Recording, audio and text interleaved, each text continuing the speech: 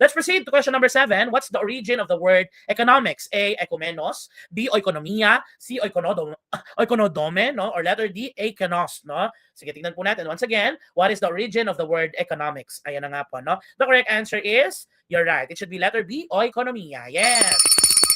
No? And what is the meaning of oikonomia, ladies and gentlemen? Oikonomia means household management. Again, take note of that.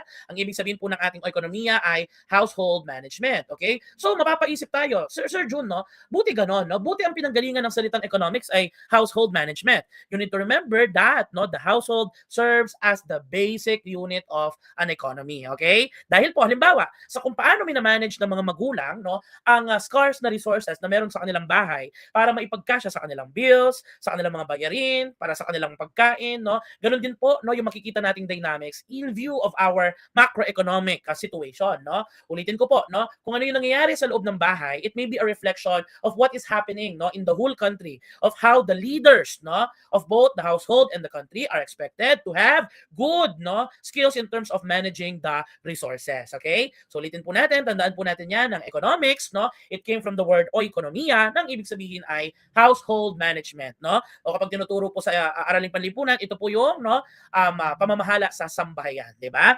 Ang di malulumutang economics na may computation, no, di ba? Truth. Okay, sige po. So clear na po ito, ha? Wag na po kayong papalito, o ekonomiya po ang ating sagot.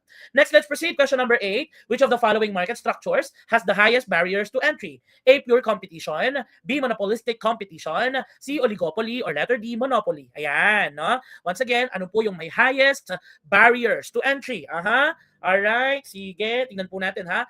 Kapag po pure competition, sabi nga po natin, there are many sellers and there are many buyers, di ba? Yan ang perfect or pure competition.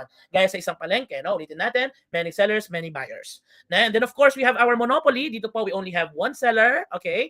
And then we have many buyers, okay? Halimbawa po niyan, yung ating mga utilities, gaya ng electricity, tubig, at marami pang iba. Pag sinabi naman po nating oligopoly, dito po, few lamang po ang ating sellers, no? And then we have many buyers. Ang perfect na example natin dito, produktong petrolyo, no? Na kung saan kakaunti lamang ang nagpo-provide nito, pero marami ang bumibili, no? At ang ating monopolistic competition, pinagsamang monopoly and pure competition. Ngayon, ano daw yung may highest barrier to entry, no? Alin yung mahirap pasukin if halimbawa magtatatag ka ng business mo, no? Una sa lahat, ano, sige nga po, no? May mga sagot na kayo, no? Pero sige nga, ano po yung pinakamadaling pasukin dyan? Pure competition, oligopoly, or monopoly? Sige nga, sige, baliktarin po natin yung question, ha? Alin po yung pinakamadaling pasukin, no? Na business or market structure dyan? Sige nga po, yan po ba yung pure competition, oligopoly, or monopoly? Sige po, patay po dyan sa ating comment section. Ulitin po natin, my question is, alin po ang pinakamadaling pasukin? The answer is, you're right. Very good, mga kababayan. Yun po yung pure competition. Bakit, no? Kasi sa pure competition, gaya sa isang palengke, marami nga ang nagbebenta, marami din bumibili. Perfect dyan, di ba?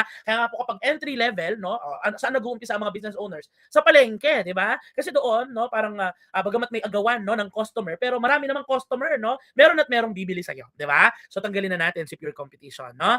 Ang katotohanan niyan, parehas na mahirap pasukin, si oligopoly at saka si monopoly. Pero ang tinatanong dito, alin po ang pinakamahirap? The answer is, it should be letter D, our monopoly. Yes! No?